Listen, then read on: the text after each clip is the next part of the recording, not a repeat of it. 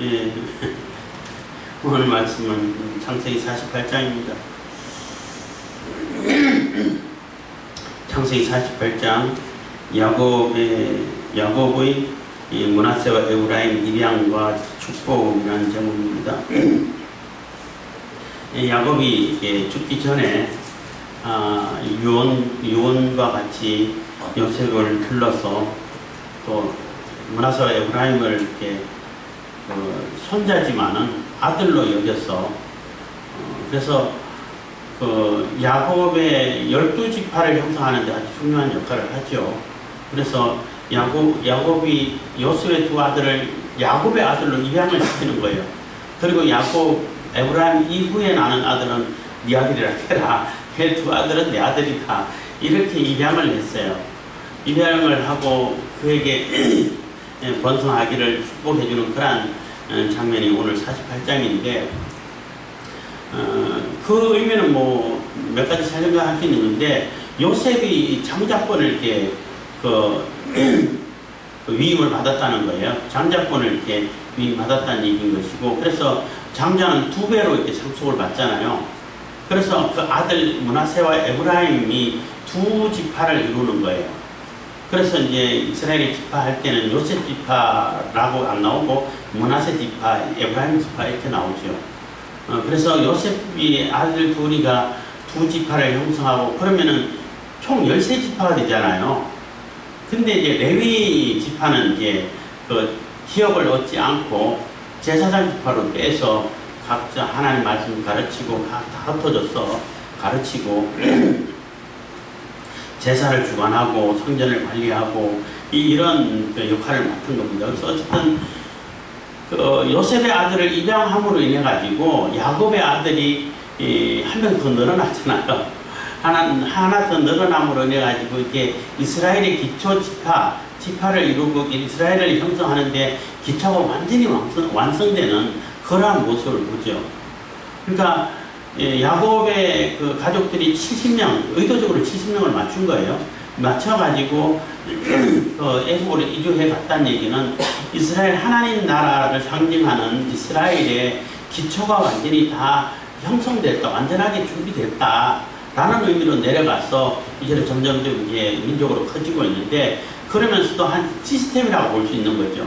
뭐 체계라고 볼 수 있는데, 시스템이 완전히 완성되어질 수 있도록 12지파를 딱 나누고 또 제사장 지파 해가지고 그렇게 관리해가고 운영해갈 수 있는 그러한 기초를 미리 이렇게 다 이렇게 준비해 놓는 그런 모습을 보죠. 물론 야곱이 미리 알고 그랬을까? 뭐 하나님께 주신 지혜로 어쨌든 했는데,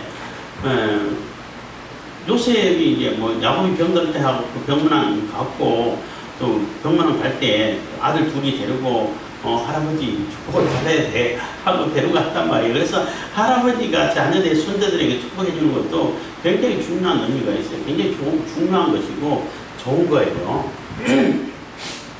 그래 갔는데 갑자기 가서 대할 때 얘 두 아들은 네 아들이야.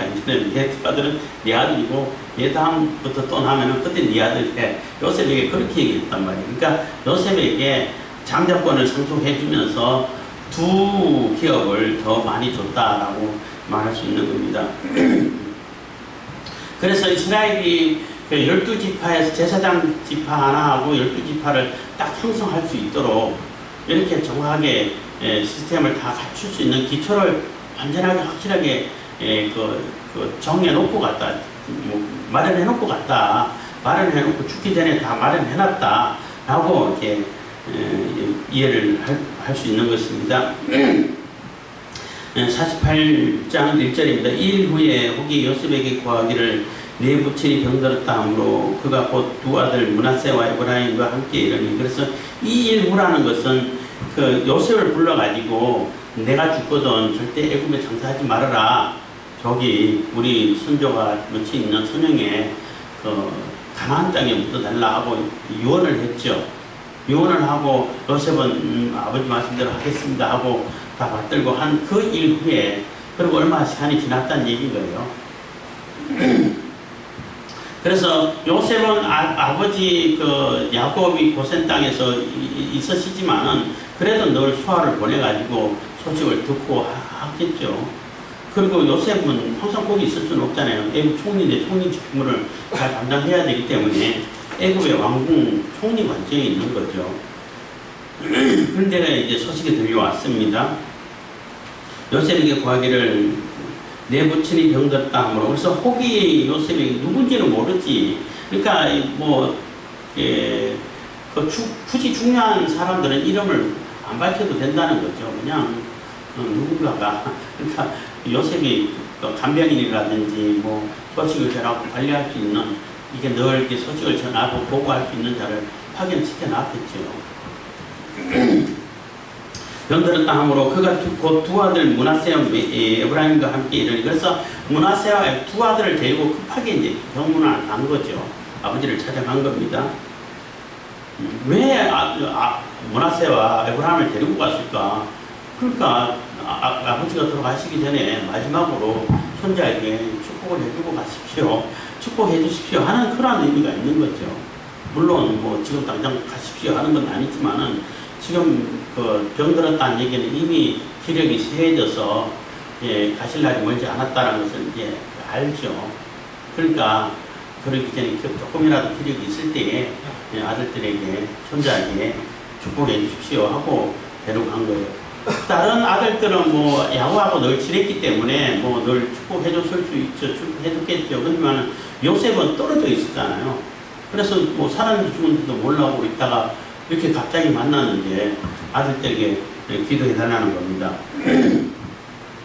2절, 혹이 야곱에게 구하되 내 아들 요셉이 내게 왔다 하며 이스라엘이 힘을 내어 침상에 앉아. 그래서 야곱에게 또 이렇게 누군가 또 요셉이 왔습니다 하고 또 이렇게 알려줬다는 거죠. 알려줬다 하며 이스라엘이 힘을 내어 침상에 앉아. 그래서 처음에는 야곱에게 구하되 했는데, 뭔 소리예요? 야곱에게 구하되 했는데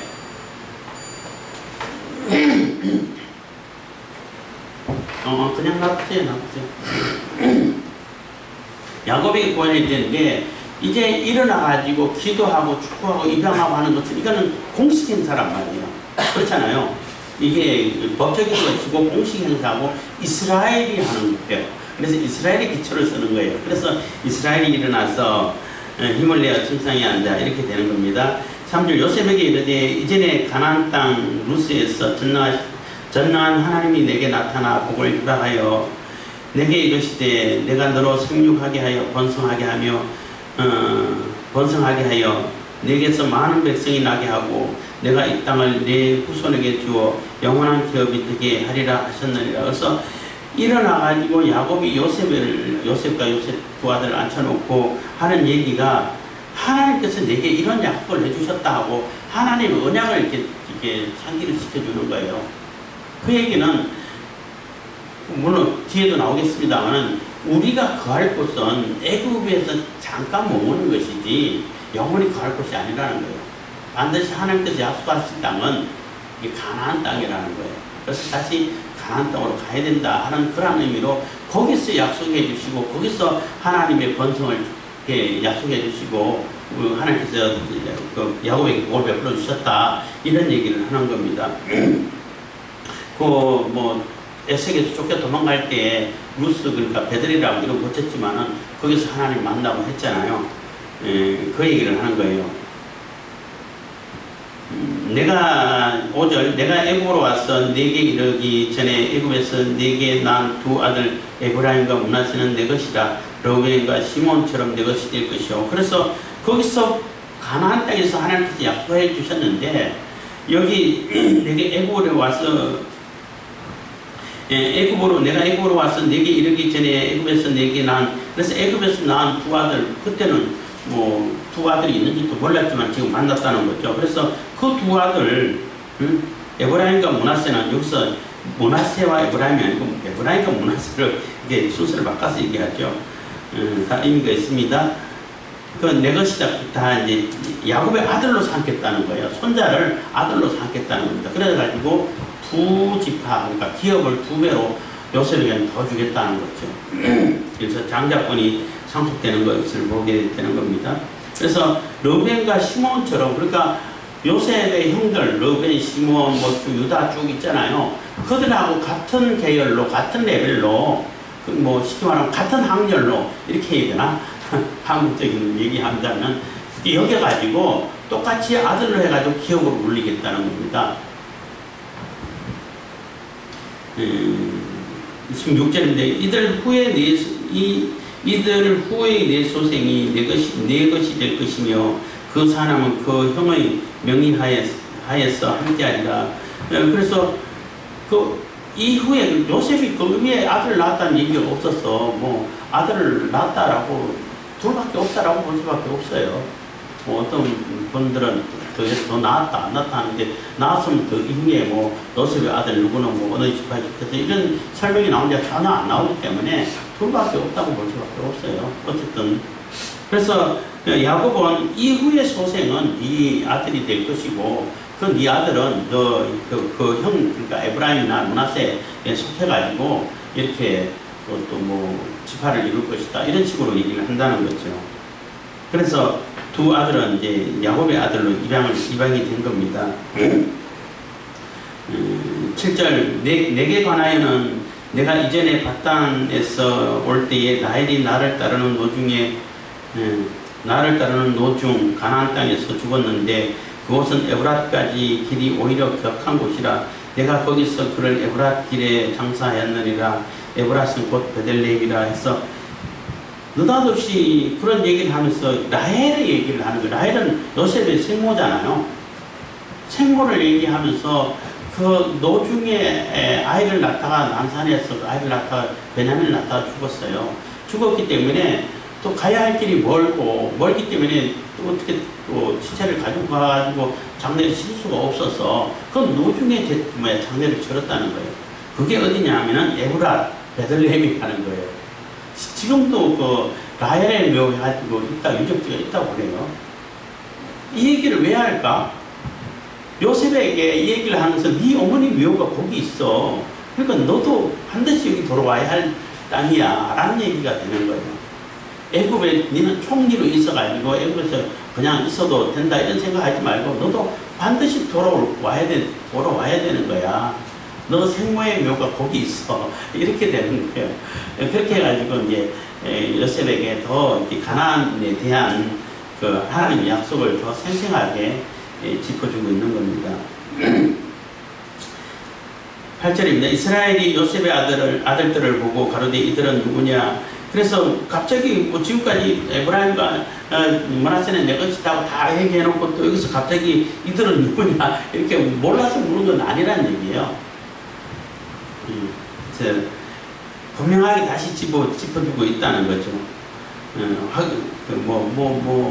다른 것, 어디서도 항상 그러잖아요. 다 알지만은 이름 묻고, 청년을 묻고, 주민등록번호, 아니면 청년을 묻고, 주소 묻고, 항상 그러잖아요. 항상 확인하잖아요. 그것처럼, 이제 입양이 됐지만은 다시 이제 그 입양된 아들에게 다시 하나님의 복을 들어주기 위해서 축복하기 위해 가지고 그 에브라임과 므낫세를 다시 확인하는 그러한 절차라고 보시면 되겠습니다. 요셉이 9절입니다. 요셉이 그 아비에게 고하되 이는 하나님이 여기서 내게 주신 아들이니이다.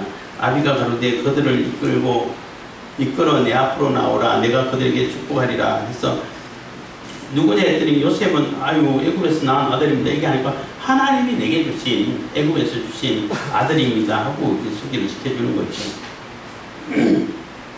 그래서 축복하겠다 하고 데리고 오라고 했습니다. 10절 이스라엘의 눈이 나이로 인하여 어두워서 보지 못하더라. 요셉이 두 아들을 이끌어 아비 앞으로 나아가니 이스라엘이 그들에게 입맞추고 그들을 안고 그래서 안고 이렇게 입맞추고 인사하고 나름대로 이렇게 축복하기는 절차라고 볼 수 있는 거죠.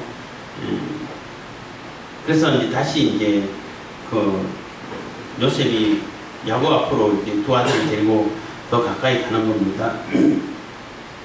요셉이 이르되 내가 내 얼굴을 보리라고는 뜻하지 못하였더니 하나님이 내게 내 소생까지 보이셨도다. 그래서 야곱은 너무나 감격한 거예요. 너무 더 이상 바랄 것이 없다는 거죠. 요셉을 다시는 못 보겠구나 하고 그러고 20년을 동안 살았는데 20년 동안 슬퍼하면서 살았는데 절대 뭐 얼굴도 못 볼 거라고 요셉을 다시 볼 거라는 거는 뭐 꿈에도 생각 못 했는데 이제 요셉을 볼 뿐 아니라 요셉의 소재까지 보였었으니까 뭐 얼마나 감격스러우냐는 거죠. 너무나 감격스럽고 하나님께 감사하다는 겁니다. 12절 요셉이 아비 무릎 사이에서 두 아들을 물리고 땅에 엎드려지라고 그래서 인사하고 또 같이 끌어안고 입 맞추고 이렇게 인사하는 절차를 끝내고 그 무릎 사이에서 잠깐 이렇게 물리고 나서 그리고 오른손으로는 에브라임을 왼손으로는 므낫세를 손잡고 그래야 맞은편은 아버지는 반대니까 바로 맞아 앉아 있으니까 이스라엘 우수를 향하게 하고 13절 읽으면서 하겠습니다.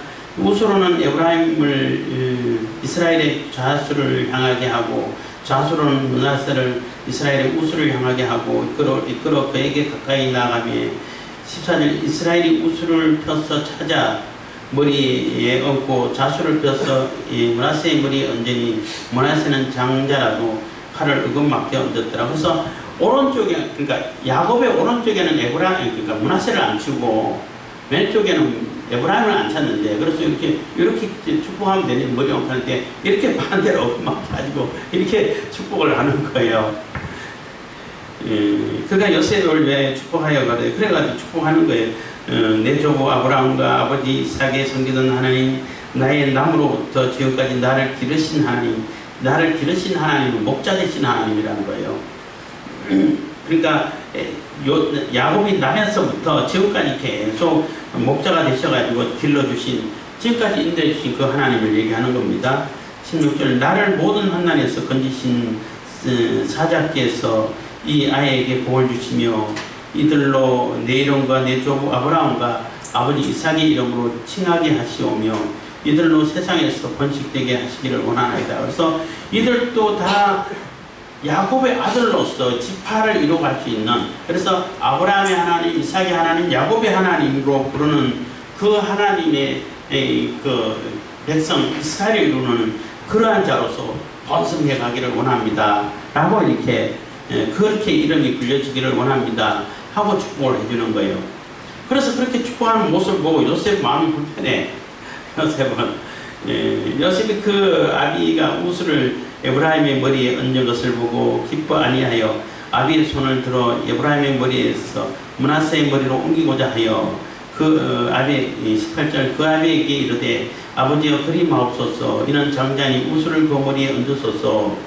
19절 아비가 허락지 아니하여 가로되 나도 안다 내 아들아 나도 안다 그도 한 족속이 되며 그도 크게 되려니와 그 아우가 그보다 큰 자가 되고 그 자손이 여러 민족을 이루리라 하고 그래서 그가 모르고 그냥 나이 들어갖고 눈이 어두워서 그냥 대강 이러면 뜨나 보다 이렇게 생각했는데 그렇지 않다는 거예요. 야곱은 이미 다 알고 하나님이 에브라임을 더 크게 하신다는 것을 이렇게 그 마지막 족장 선언 같은 거 할 때는 그러한 감흥이 오고 또 그러한 뭐라 그러냐 메시지라 해야 되나요? 감동이라 그래야 되나? 오기 때문에 하나님의 뜻을 이렇게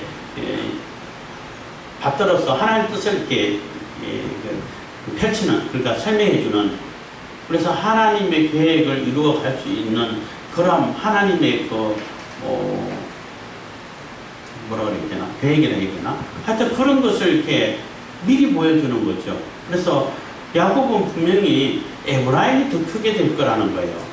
그래서 나중에 에브라임이 므낫세보다 더 크게 되었고 북왕국, 남왕국 이렇게 나눠졌을 때도 북왕국을 대표하는 무슨 에브라임 지파가 돼요. 그래서 그 요셉은 장자니까 므낫세에게 오른손으로 항상 오른손은 권능의 손이고 능력의 손이고 이게 힘의 손이고 권위의 손이고 뭐 이런 의미가 들어있거든요. 그런 상징하는 것이 있는데 그래서 장자에게 그렇게 축복하기를 바랬는데 그렇지 않고 차자에게 한다는 얘기예요. 손을 바꿔갖고 얘기한다는 거죠. 그래서 바로 고치려고 하니까 그렇게 하지 말아라. 나 다 안다. 눈이 어두워갖고 실수를 하는 게 아니다. 이미 하나님의 뜻을, 하나님의 계획을 내게 계시해 주신 대로 내가 그것을 그대로 이렇게 기도를 하고 축복하고 있는 것이다. 라고 얘기를 하는 겁니다.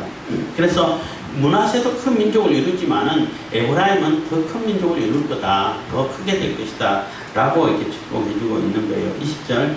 그날에 그들에게 축복하여 가로되 이스라엘 족속이 너로 축복하기를 하나님이 너로 에브라임 같고 므낫세 같게 하리라. 그래서 하여 에브라임을 므낫세보다 앞세웠더라. 그래서 하나님이 너로 에브라임 같고 므낫세 같게 하리라 한 것처럼 이게 촉담처럼 여겨질 거라는 거예요. 그만큼 그 요셉의 두 아들이 큰 세력을 얻고 큰 지파를 이루어 갈 거라는 겁니다. 그래서 다른 지파보다도 조금 더 커지기도 하고 했습니다만, 물론 유다 지파보다는 좀 작았죠. 숫자도 적었고, 유다 지파가 더, 둘이 합쳐도 유다 지파가 더 컸어요. 유다는 뭐 엄청난 복을 많이 빌어줬고, 그렇지만 다른 지파에 비해서는 에브라임 므낫세 지파가 더 큰 지파가 된 거죠. 21절. 이스라엘이 요셉에게 이르되 나는 죽으나 하나님이 너와 함께 계시사 너희를 인도하여 너희 조상의 땅으로 돌아가게 하시려니와. 그래서 나는 지금 여기서 죽지만은, 여기서 이제 다시 그 가나안 땅으로 가는 것을 못 보지만은 반드시 하나님께서는 이끌어서 너희들을 가나안 땅으로 이끌어 가실 것이라는 거예요.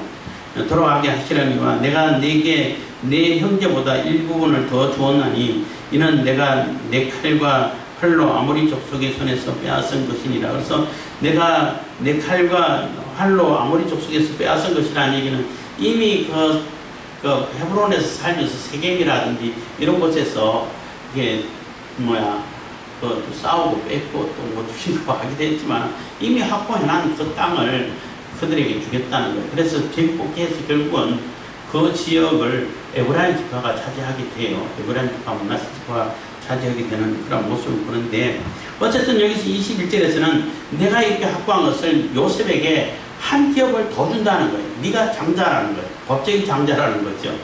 그래서 므낫세 지파, 에브라임 지파, 에브라임 지파, 므낫세 지파 이렇게 나눠서 이렇게 더 기업을 이룰 수 있도록 해줬다는 거예요. 그래서 그렇게 축복하는 그런 장면인 것입니다. 그래서 야곱이 이제 세상을 떠날 날이 멀지 않았고, 이제 마지막 이 세상 떠나기 전에 이스라엘의 기초가 될 수 있는 지파를 완전히 이렇게 형성해 놓고 준비시켜 놓고 시스템을 마련해 놓고 이렇게 가는 모습을 보는 거죠. 그래서 하나님께서 야곱에게 이렇게 베푸신 그 은혜의 복이 크고, 또 그래서 이스라엘의 기초를 다 형성해가지고, 야곱은 지금은 기초가 형성되지만 나중에 크게 된 이스라엘 민족을 상상하면서 이렇게 축복했다고 볼 수 있는 거죠. 그리고 그래서 이제 비교되는 것이 아브라함의 아들 이삭의 아들이, 그러니까 아브라함과 이삭과 야곱의 하나님이라 그러잖아요. 그래서 이삭이 예수님을 상징하는데, 예수님을 이렇게 상징하고 또 나무짐 지고 가는 것도 예수님께 십자가 지고 것도 너무나 똑같고, 그리고 뭐 실질적으로 예수님은 죽으셨지만은 이삭도 죽을 뻔 하다가 이렇게 하나님께서 살려주셨지만 죽은 거랑 마찬가지인 거예요. 그래서 아브라함이 이삭을 통해 가지고 야곱을 낳았다는 것이죠. 이스라엘이 형성됐다는 거예요.